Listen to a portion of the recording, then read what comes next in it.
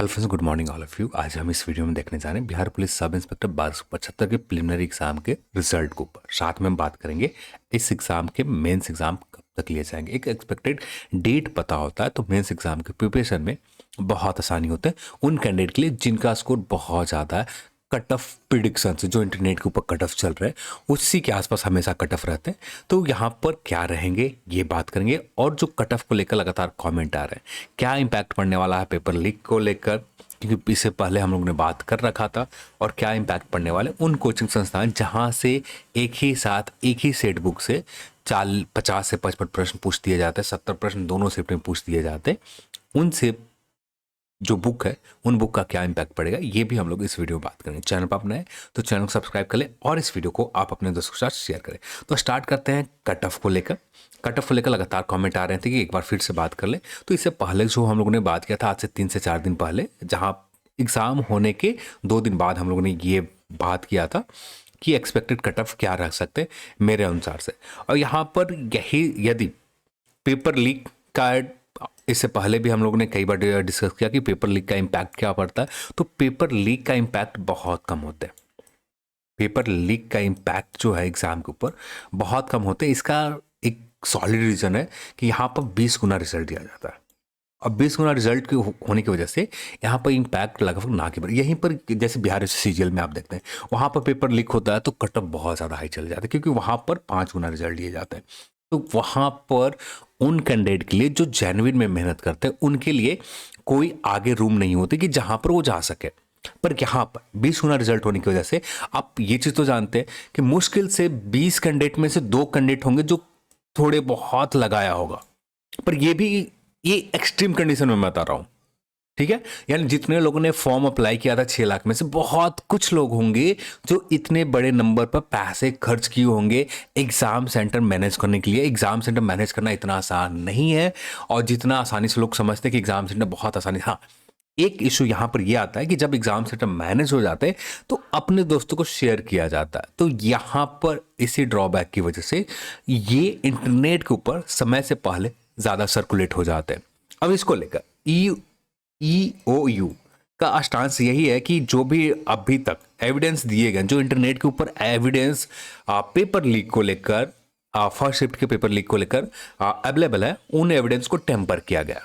तो एग्जैक्ट ये भी क्लियर नहीं है जो एविडेंस है एक्चुअल में है, और जो EOU का यही कहना है कि ये टेम्पर किए गए, किसी तरह से मैनिपुलेट किए गए टाइम स्टाम्प को, देन जाकर यहाँ पर इस तरह का पेपर लीक का जो ओरिजिनली है यहाँ पर ऑरिजिनेट समय से पहले नहीं हुए, जो समय अब बाद एग्जाम चल रहे थे उस दौरान हुए। तो यहाँ पर इस तरह का पेपर लीक नहीं माना जाएगा। ये EOU, बिहार SSC, BPSSC, जितने भी आयोग हैं उन सभी आयोग का यही माना होता है समय से पहले, यानी एग्जाम स्टार्ट होने के आधा घंटा 1 घंटा पहले यदि आते हैं इंटरनेट के ऊपर तो उन्हें पेपर लीक माना जाए। तो यहाँ पर आप निश्चिंत रहें, पेपर लीक से उतना इम्पैक्ट आपका कट ऑफ के ऊपर नहीं पड़ेगा। हाँ, एक इशू ये निकल कर आता है कुछ कोचिंग संस्थाएं के द्वारा, तो वहां पर जो सेट उनका क्रीमी लेयर के क्वेश्चन को सेलेक्ट करके देना, ठीक है। तो ये चीज आप खुद, ये काम कैंडिडेट का होता है कि आप क्या पढ़ना चाहिए क्या छोड़ना चाहिए। अब ये काम आजकल टीचर करने लगे।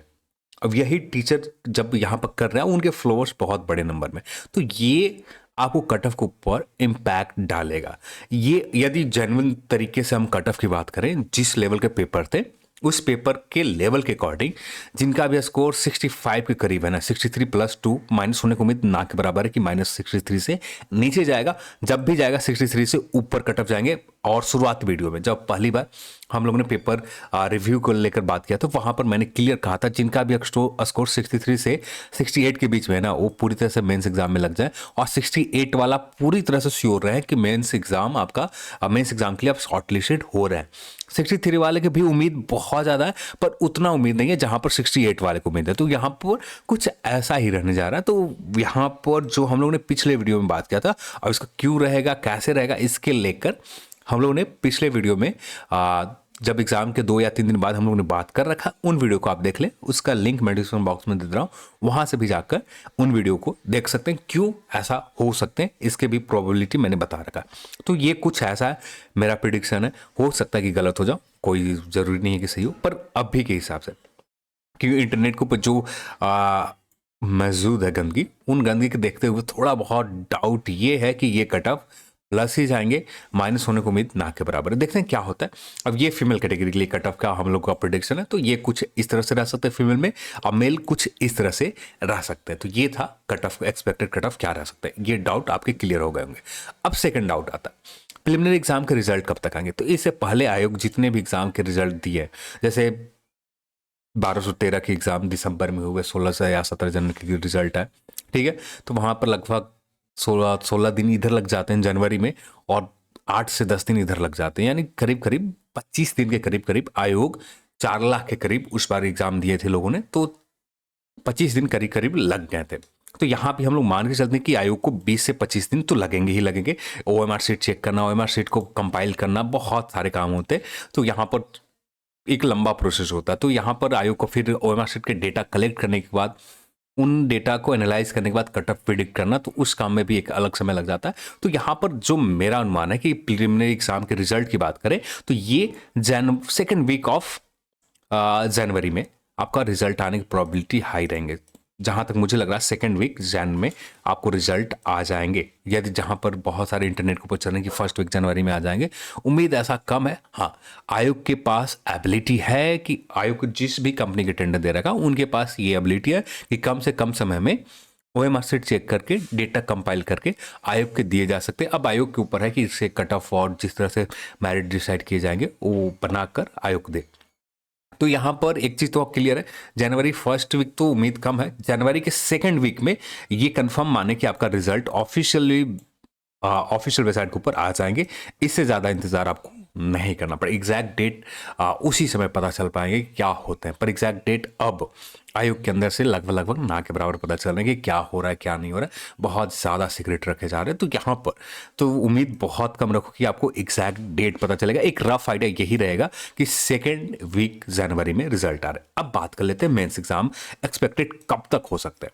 मेंस एग्जाम जहाँ तक मुझे लग रहा है मार्च के पहले सप्ताह में होने के चांसेस मैक्सिमम है। डेट की बात करें तो हो सकता है कि आपको 3 मार्च को मेंस एग्जाम हो जाए, 3 मार्च को, या एक प्रोबेबिलिटी ये है कि आपका लास्ट वीक फैब में भी मेंस एग्जाम होने के चांसेस ज्यादा। 2 डेट निकल कर आ रहे हैं। एक लास्ट वीक फैब का बात किए जा रहे हैं कि लास्ट वीक फैब में मेंस एग्जाम लिए जा सकते हैं। तो यहां पर करीब करीब प्रिलिमिनरी एग्जाम रिजल्ट आने के बाद आपको 50 दिन के करीब, 45 से 50 दिन के करीब आपको मिल जाएंगे। और मेंस एग्जाम यदि 3 मार्च को होते हैं तो थोड़ा सा ज़्यादा आपको समय मिल जाते हैं, और यदि लास्ट फैब में होते हैं तो 1 वीक कम मिलते हैं आपको समय। तो जो भी डेट निकल कर आए आगे चलकर ऑफिशियली कंफर्म हो जाएगा। प्रिलिमिनरी एग्जाम के रिजल्ट आते ही लगभग लगभग एक रफ आइडिया आपको मिल जाएंगे कि हाँ मेंस एग्जाम कब तक लिए जाएंगे। पर अभी के लिए प्रिपरेशन करना है मेंस एग्जाम के लिए, तो मैं सजेस्ट करूंगा लास्ट वीक फैब को मान के प्रिपरेशन करें। यदि आपको 1 वीक आगे समय मिल जाता है या 2 वीक आगे समय मिल जाता तो ये आपके लिए एडवांटेज होगा।